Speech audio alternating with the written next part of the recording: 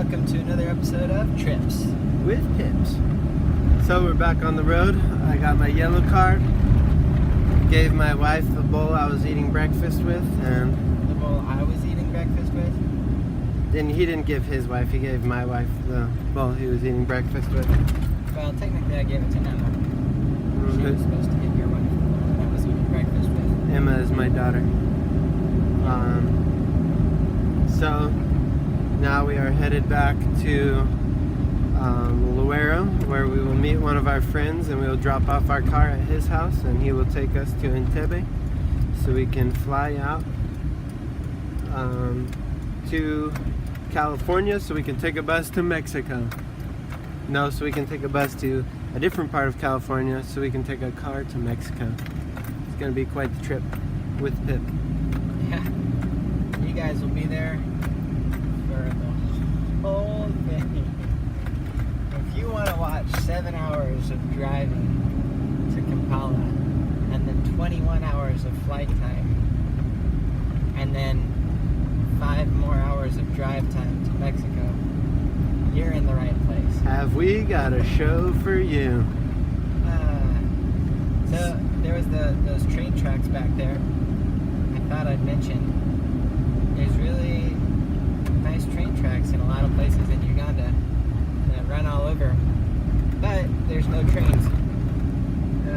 And so people like load up all of their grains and things from the villages onto these big lorries, which in American English is like a semi-truck, and then they truck them into town. They have to pay a lot of money, and it's super dangerous. People die all the time because they pile like 40 people plus all their goods onto the back of them, and they overload them, and then they drive really crazy and crash and all that. But they have these railroads, but because of all the wars and things here, the tracks are in disrepair. But I always think when I drive across the railroads how awesome it would be if somebody would come and reinstitute the railway system here. And it might be profitable, I don't know. But for all of you billionaires out there that are looking where to put money, the railway system in Uganda, that's where you need to put it. Because I know that when you got billions of dollars, you just struggle with, man, what should I do with all my billions of dollars? And you just feel bad that you're holding on to it. And you think to yourself, what kind of good can I do with my billions? Well, that's the kind of good you can do with your billions. So that town that we just went through at the start of the video is called Lequatame, which is very funny. It's in English that translates to the drunk rancher. Drunk rancher. It's a pretty funny thing to name a town after, and it's very funny because there's a very large primary school there that named itself after its town. So it's like, where do you go to school? I go to the Drunk Rancher. The Drunk Rancher's primary school. Pretty funny. Oh, watch out, Boda Man. You gotta honk. I don't know if he knows you're behind him. Yep. He was unaware. He was unawares. I caught him unawares.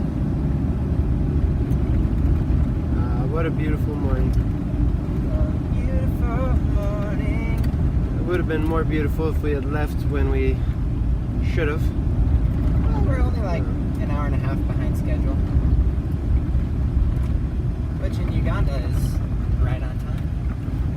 Woo!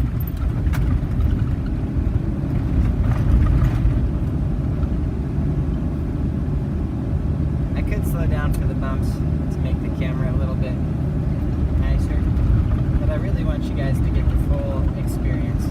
Yeah. So that those of you that get car sick easily and are watching this video can really be just like you're driving in the car.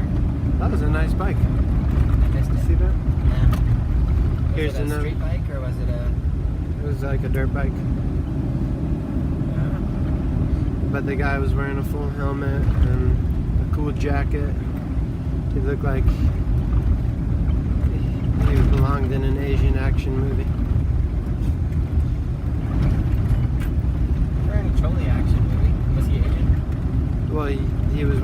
face mask.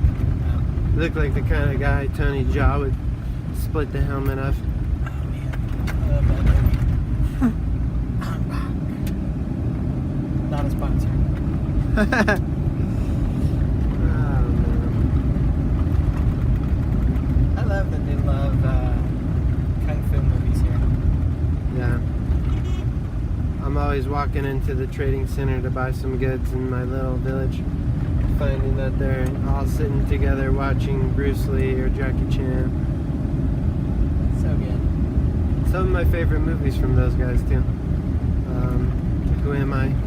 They watch that one a lot. Love that movie. Yeah, I have that one in Luo. That's a bad idea. I've never seen it in English, but I've watched it all the way through in Luo, and I couldn't really tell the plot very well.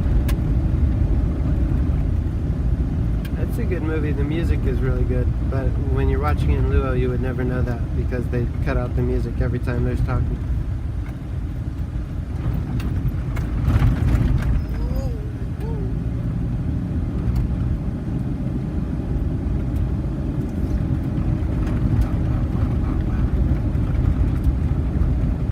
So the place we're going to in Luero is orphanage.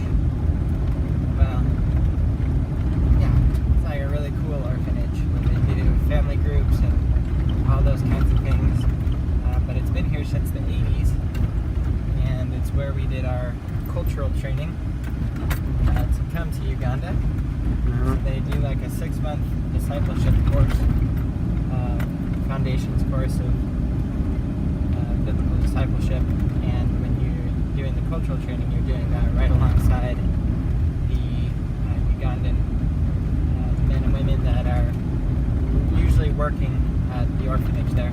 So they provide all this training for their workers so that everybody's acting in a biblical way and loving the kids right. It goes through everything from counseling to marriage to family and all that. So it's a really great opportunity to just see some of the differences in the culture and try to work through them while building relationships with Ugandans. That it's a really neat place. So In 2017, we were there for 5 months, and in our class, we had people from like maybe three different continents, from multiple countries, and about 12 or 13 tribes. So it was a really cool, eye-opening experience to the different cultures of the world. It's a program I would encourage anybody to do, actually. If they had an extra 5 months free and didn't know what to do with themselves, or were inclined to missions, or inclined to want to love the Lord more. Yeah, or if you're struggling in your marriage or struggling raising your kids. The biggest thing I got out of it was how to love my wife and love my kids better.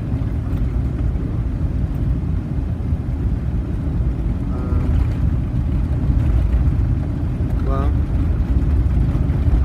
I'd say 8 minutes is plenty long for you guys to stare at this road.